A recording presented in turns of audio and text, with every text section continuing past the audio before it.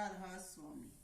मैं सविता राधा स्वामी कसम के साथ कहती हूँ कि मैंने किसी के बारे में कुछ नहीं कहा, चाहे गुरु है चाहे संगत है, लेकिन सविता ने अब तक जो भी कहा है या वर्णन किया है वो अपने जीवन में घटित सच्ची घटना या स्वयं पर बीती का वर्णन किया है। और अपने पर बीती को कहने का हक तो हर इंसान रखता है। और जो कुछ किसी के बारे में कहा लग रहा है ये मेरे जीवन में उन सब ने मिलकर किया है और करवाया है। तो मैं किसी की निंदा व बुराई नहीं कर रही, मैं अपना दिल आत्मा की पुकार इस कदर कर रही हूँ ताकि जो लोग मुझे अच्छा नहीं मानते उन तक मेरी ये बात पहुंचे व मैं दुनिया की नजरों में अपने आप को ये साबित कर सकूं कि मैंने किसी के साथ कोई गलत नहीं किया और दिखा सकूं वह अपना जीवन अच्छी तरह से जी सकूं, क्योंकि जिनकी कोई मर्यादा नहीं होती उनका कोई जीवन भी नहीं होता। तो इस समाज देश दुनिया में सबको मर्यादित रहना पड़ता है। जिनका जीवन घर समाज में अच्छा नहीं होता वो क्या उपदेशक होंगे, वो क्या भगत होंगे। लेकिन मुझे मेरे गुणों से चिढ़कर पागल बनाया गया था। रही बात खुदा की, खुदा ने तो अपनी ताकत देकर मुझे अव्वलता प्रदान की थी। अब उस ताकत का भी गलत उपयोग किया जा रहा है। मैं न अपने गुरु की इस प्रकार का व्यवहार करने पर गुलाम हूँ, न मैं संगत की गुलाम हूँ, क्योंकि गुरु ने तो ऐसी बहुत संगत इकट्ठी कर रखी है जो कि गुरु की झूठी सच्ची में हाँ मिलाती रहती है। क्योंकि उस संगत को तो खाने के लिए भोजन चाहिए और उनके संसारी काम मर जाए, उनको साथ झूठ से या किसी की जिंदगी से कोई मतलब नहीं है। तो मैं सच्चाई को अपने जीवन में अपनाने के लिए इस मैदान में आई थी, न मैं कोई पंथी बनने के लिए वह झूठा पैगंबर बनने के लिए। मैं देखना चाहती थी कि क्या ये जो कह रहे हैं वो हकीकत है या यूं ही सब बकवास कर रहे हैं। तो मेरे जो दिल में थी वो कामना कहो आस कहो वो तो मेरी पूरी हुई, मगर उस आस का या उस वस्तु का क्या फायदा जिसका देने वाले ने ही विरोध कर डाला और नकेल नाक में डाल दी। गुरु भी बन गया, जो चीज दी थी उसका विरोध कर दिया। अब पशु होती जो जुबान बंद कर जाती, जुबान ही नहीं होती, नहीं कह पाती, मगर इंसानी रूह हूं, ऊपर से परमात्मा से प्रोत्साहित, फिर कैसे जुल्म सहन करूं। शरीर तो सब कुछ कर करके अब जवाब दे गया है, लेकिन निर्णायक अभी भी गलत कलम चला रहा है, कोई फैसला नहीं दे रहा। ऐसे कैसे शांत व मौन रहूं। वक्त बोल चुका है, वह बोलने के लिए मजबूर कर रहा है। अब अपना जीवन तो दे चुकी हूँ और उस जीवन के बदले में बच्चों का जीवन तो सुखी व अच्छा होना चाहिए। लेकिन अभी तक न तो मेरा जीवन अच्छा हुआ और बच्चों का जीवन भी बीच में ही लटक रहा है। और अगर मैं अपने बच्चों के लिए या अपने बच्चों को ऐसे ही संसार में छोड़कर जाऊं तो मैं कैसी माँ। मैं तो एक माँ के आंचल को भी कलंकित कर डालूंगी। तो मैं अपने बच्चों के लिए भी ये सब कुछ कर रही हूँ, क्योंकि अब जब मैं धरा से जाऊंगी तो बच्चे तो मेरे रहेंगे और उन बच्चों की तरफ कोई उंगली उठाकर न देख सके, इसलिए भी मैं अपने साथ घटित हर बात का वर्णन कर रही हूँ।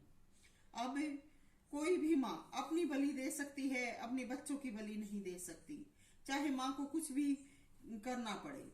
इसी प्रकार से जीवन लेके भी जो मुकर जाता है दुनिया की नजरों में, क्या पता क्या से क्या बकता है, तो ऐसा अगर गुरु है तो वो गुरु नहीं होता। गुरु नाम है ज्ञान का, और गुरु से ज्ञान लेकर हमें अच्छा ही करना चाहिए, अच्छा ही सोचना चाहिए, अच्छा बनना चाहिए। दुनिया की भीड़ में या दुनिया की भेड़ चाल के साथ नहीं होना चाहिए। पुराने वक्तों में या पुराने ग्रंथों में कहा है कि संतों ने तो रंडियों को भी उबारा, वो रंडिया थी, देह की प्यासी थी वो। आज की रंडी तो इंसानों को मरवाने पर तुली है। ये रंडी ही एबन व कुकर्मी है। ये तो दुनिया में अपना राज भी कायम करना चाहती है, संत बनना चाहती है, सबसे प्यार भी पाना चाहती है, और कर्म उल्टे उल्टे करके दूसरों को मरवाने के लिए रोकती है, बिलखती है, अपना अब क्या बता क्या से क्या हुनर दिखाती है। तो ऐसी जो रणियां होती हैं, जो दूसरों को मरवाने पर उतारू होती हैं, तो उनकी बात कभी भी दबानी नहीं चाहिए। उनका जो चरित्र है, उनका जो दर्पण है, वो दुनिया में दिखाना चाहिए। संतों ने उन वक्तों में मैं उनको रंडिया भी नहीं कहूंगी, जो औरतें दुखी थी या किसी भी प्रकार के रोगों से पीड़ित थी, तो संतों ने उनके दुखों को दूर किया। ये एक अलग बात थी। लेकिन आजकल ऐसी जो औरतें होती हैं, जो न किसी के बच्चों का भविष्य देखती हैं, न किसी औरत का भविष्य देखती हैं, तो ऐसियों को रंडी कहा जाता है, डाकण कहा जाता है, गंदी कुकर्मण कहा जाता है, एबण होती हैं। उनकी सुंदरता तो रंडिया हराम जादी काम करती नहीं है, हराम का खाती है, दिन रात अपनी सुंदरता में लगी रहती हैं। तो हमारे जैसे जो घर गृहस्थी वाले भगत हैं, संत हैं, वो क्या उनकी सुंदरता देखे? हमारे जैसे तो ऐसी सुंदरता से बचते हैं। तो जो अपना जीवन उजाड़ चुकी है, वो हमें पासना चाहती थी, लेकिन हम कोई हराम का माल थोड़े खाते हैं कि हमें उसकी ऐसी बातों में फंसेंगे या उसके पीछे अपनी बुद्धि को खराब कर देंगे। हम अच्छा खाते हैं, हमारी बुद्धि अच्छी है, हम भगवान को बसते हैं, तो भगवान भी हमारा साथ देता है। तो हमें ऐसी रणियों का खुलासा करना अनिवार्य है, क्योंकि ये पुराना युग नहीं है, पुराना वक्त नहीं है। आजकल तो ऐसी रंडियां नहीं है, ये तो कत्ल करवाने वाली रंडियां हैं। ये तो न संत को जीने देती है, न संत के शिष्यों को जीने देती हैं। इसलिए इनका खुलासा अनिवार्य है। अब जो भी होता है वो परमात्मा की रजा से होता है, इसलिए सब कुछ बोला है। और इस सच्चाई से जो आपत्तित होगा वो इनका साथी होगा, वो इन रणियों से ये सब कुछ करवा रहा होगा। नहीं तो जो सच्चा भक्त होगा, इंसान होगा, वो ऐसी औरतों का कभी साथ नहीं देता है। कोई भी इनके का जो साथ देता है, वो इनसे लालच रखता होगा। मैं तो संत मार्ग को साफ व सुथरा रख रही हूँ, वह रखना चाहती हूँ, क्योंकि जितने भी संत आए, उन्होंने अपना जीवन सच्चाई पर चलकर वह अपने आप को मेहनत कर करके मर के खुदा के अर्पित किया था। और आज जब इस प्रकार से संतों के स्थानों पर या संतों के जीवन में ऐसी रंडियां राज करती हैं, तो वो उन पिछले संतों व भक्तों की मर्यादा को भी भंग करती हैं। इसलिए ऐसे जो भी है उनके बारे में खुलासा करना बहुत ही आवश्यक है। अब बात गुरु शिष्य के संबंध की आती है। जो गुरु जीवन को बिगाड़ दे, उसके बारे में क्या कहा जाए? नाम का दम भरकर झूठ बोलना, लोगों को गुमराह करना, ये कौन सा ज्ञान है? और शिष्य बना लिया लोगों की नजरों में, कहे मैंने ज्ञान दे दिया, और ज्ञान देकर समम उस ज्ञान का विरोध करे, तो वो ज्ञान भी क्या, ज्ञान को भी पंगु बना डाला।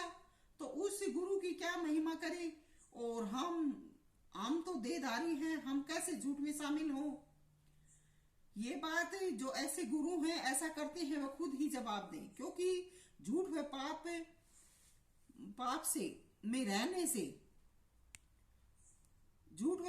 में रहने से गुरु भी पाप में हो जाते हैं। तो परमात्मा ही न्याय करे, चाहे अगला पल कैसा भी हो, मगर पिछले पल का हिसाब तो देना ही होगा।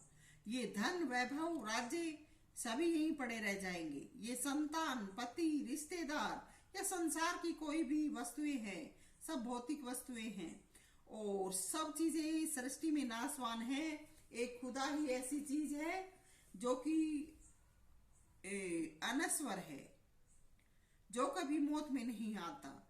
तो ये जितने भी नाते हैं या चीजें हैं, ये सब तो यहीं पड़े रह जाएंगे। और या फिर ये चीजें स्थान भी बदल लेती है। तो किसके लिए झूठ बोलना? क्यों सत्य व न्याय से दूर दूर हूं? मैं क्यों सत्य व न्याय से दूर हूं? परमात्मा जो लेखेदार है वो अटल है, वो कहीं नहीं जाता, उसका लेखा खड़ा रहता है। हम तुम परले में आ जाते हैं, परमात्मा नहीं आता। सभी को सजा मिलेगी, या तो कर्म किए हैं उनको अपना बुरा वक्त समझकर पश्चाताप करें, आगे से ऐसे कर्म ना करें, नहीं तो परिणाम भुगतना पड़ेगा, इसी जन्म में भुगतना पड़ेगा। परमात्मा अगला पिछला लेख नहीं रखता, न वो अगले पिछले जन्म की इंतजार करेगा, क्योंकि जब हम अच्छे ही नहीं हैं तो वो क्यों हमारे लेखे लेकर इंतजार में बैठेगा। तो इसी जन्म में हिसाब चुकता करना होगा। जिस प्रकार से किसी की बुद्धि मलिन हो जाती है, और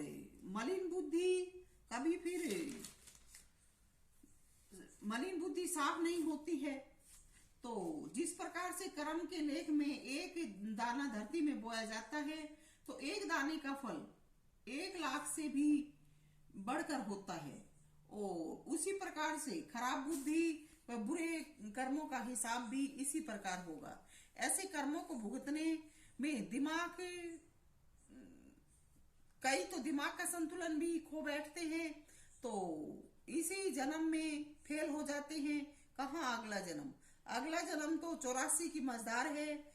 बोले कोई भगवान बन रहा हो या शिष्य बने फिरते हैं, वो भी उठाए लेखनी। ये कहाँ के सत्संग हैं? जब कोई सच्चाई अपनाता नहीं, एक अच्छा शिष्य तो एक ही काफी होता है। बाकी जीवन जीने के लिए मालिक ने संसार बना रखा है। सूर्य से पूरा जगत दीप्तमान है, तो अच्छा व सच्चा भक्त तो एक ही काफी होता है। क्यों झूठ व पाप इतना बढ़ रहा है? क्यों बुराइयां फैल रही हैं? क्यों सच्ची शिक्षा को कोई नहीं अपना रहा? संत जो बने फिर रहे हैं, अपने अच्छे जीवन के चक्कर में भंडारे चला रहे हैं। इन भंडारों का मिठास कैसे छोड़ा जाए? जीव इन्हीं भंडारों के बनाने में, खाने में बस फंसा रहता है, और वो किसी भी प्रकार का ज्ञान अपने दिल में या हृदय में नहीं रखता है। इसीलिए उस जीव का जो जीवन है वो बीच में ही लटक जाता है।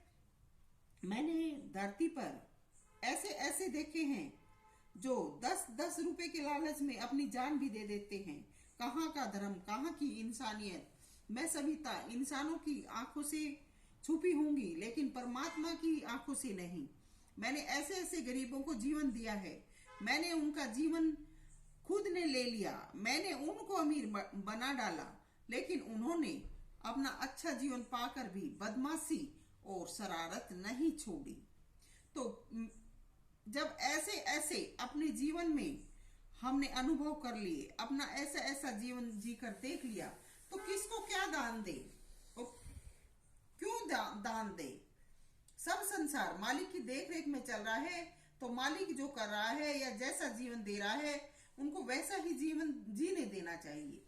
जिनको हम बिना समझ बिना ज्ञान के देते हैं, तो वो उन चीजों का महत्व ही नहीं जानते, या फिर वे और भी बिगड़ जाते हैं। उन चीजों की इच्छा लालसा मन चित्त को बिगाड़ देती है। मैंने कैसे ये जीवन लिया? क्यों मैं सबसे दूर रहना पसंद करने लगी? क्योंकि मैं आजमा चुकी नहीं, मैं सब कुछ कर चुकी हूँ। जिनको मैंने जीने के काबिल बनाया, उन्होंने ही मुझे मारना चाहा, उजाड़ना चाहा। तो अननोन बनकर जीवन जीना अच्छा है। अब मेन बात तो गुरु की आती है। मैंने गुरु को सिर दिया था, सिर लेकर भी सिर हिला रहा है कि नहीं। अब मैं भी शपथ दे चुकी हूँ। मैंने गुरु को अपना लहू पिलाकर जिंदा रखा है। मैंने गुरु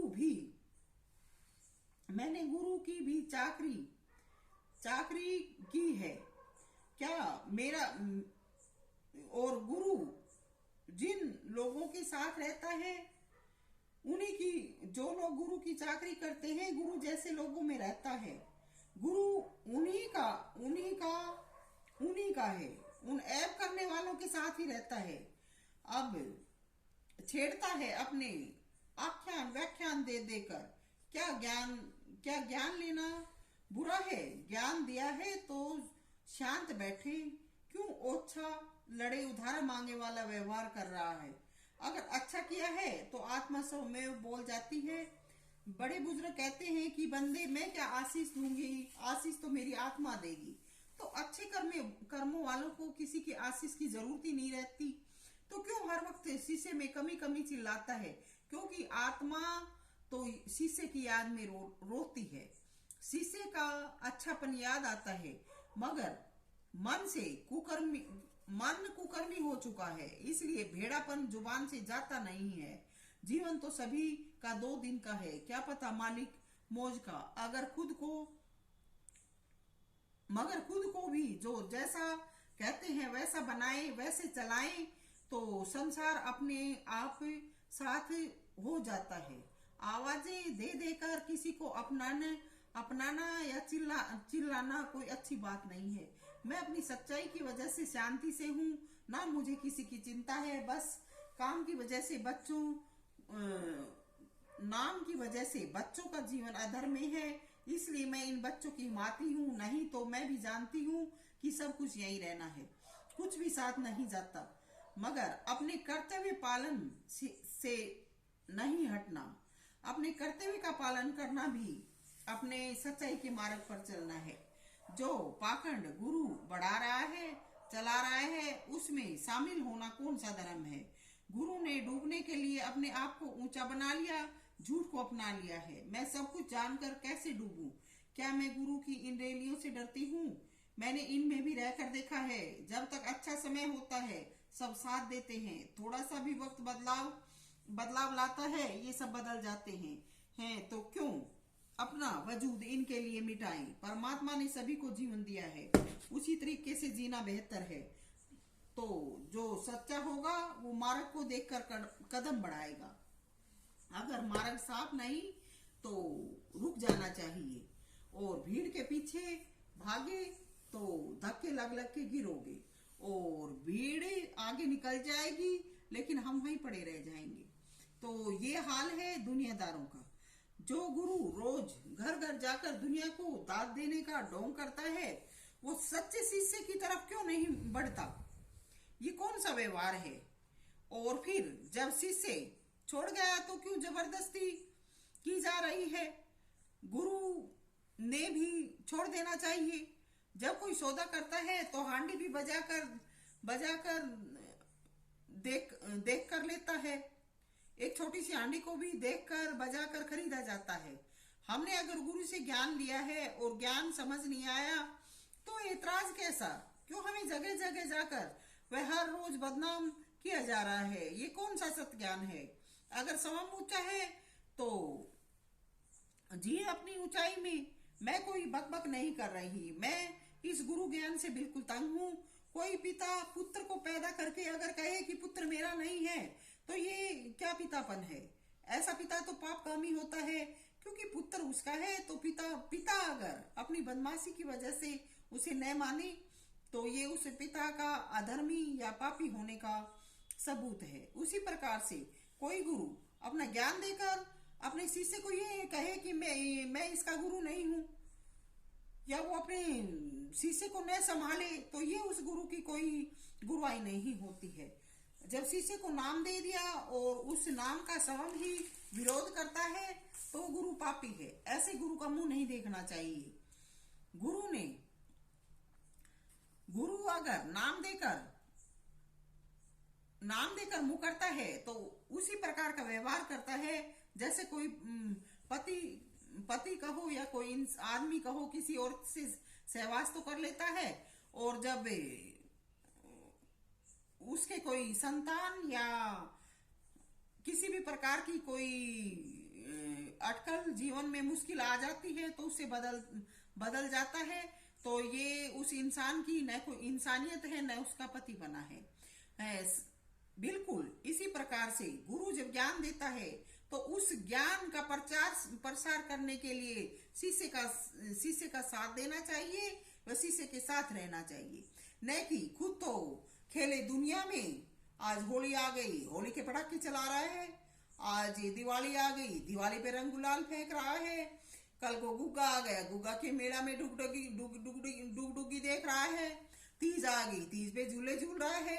शीशे को कैद कर डाला, शीशे बेचारा नाम राधा स्वामी, राधा स्वामी, राधा स्वामी कोई आता है, राधा स्वामी और कुछ क्या ऐसे। ये कोई गुरु का अपना कोई अच्छा सलूक है? कम से कम अपने शीशे को भी तो देखे कि वो कहाँ है। मैं इतनी आजादी में, इतनी मस्ती में डूब रहा हूं। जब मेरा दिल इतना उन्माद चाहता है तो शीशे को क्यों कैद किया? क्या ये कौन सी गुरुआई है? तो ऐसा जो गुरु होता है और इस प्रकार से करता है, वो गुरु नहीं होता। समाज में बदनाम कर डाला, इसलिए इस जमीन पर, इसलिए गुरु ने समाज दुनिया में बदनाम कर दिया है। इसलिए राधा स्वामी सत्संग विनोद की जमीन पर पैर रखना पड़ रहा है। नहीं तो मैं ऐसी हूं कि मैं कभी भी पीछे मुड़कर नहीं देखती हूं, क्योंकि जहां हर वक्त पाप, बुराई, अन्याय को खाद पानी दिया जाता है, वहां की का कोई नाम नहीं। वहां जहां कोई शांति नहीं, कोई प्यार नहीं, ये क्या क्या नाम है? तो इसलिए नाम जो होता है वो एक पल के लिए भी कभी भी उसकी मर्यादा या उस नाम को गलत तरीके से नहीं लेना चाहिए। उसकी शिक्षाएं गलत नहीं होनी चाहिए। आंधी तूफान चाहे जीवन चली जाए, लेकिन जो शिक्षाएं हैं, जो इस मत की जो शिक्षाएं हैं, वो एक पल के लिए भी, किसी भी पल भी उसका न तो गलत अर्थ लगाया जाए और न गलत उसको किया जाए। और ये सब गुरु व शिष्य सभी की कमियां हैं। अगर ये सब अपनी कमी न करें तो सारा सुधार हो सकता है। क्यों दुनिया में शांति व प्रेम नहीं है? क्योंकि ये दिलों की आग है, ये सब कुछ तपा रही है। और ये सब अपनी कमी या गलती नहीं मानेंगे और यूं ही अपने को सच्चा साबित करने की कोशिश करते रहेंगे, तो इनका पाप और भी बढ़ रहा है। इनको ये पाप ही नष्ट कर डालेगा। कहाँ की भक्ति, कहाँ का परमात्मा, इनका वास नरकों में होगा। ये बातें यूं ही नहीं बल्कि जीवन में घटित हैं, 100 पर परखी व खरी हैं। इसलिए इन बातों को ऐसे बेहुदा व व्यर्थ न समझे। सविता मोजाधीन, राधा स्वामी।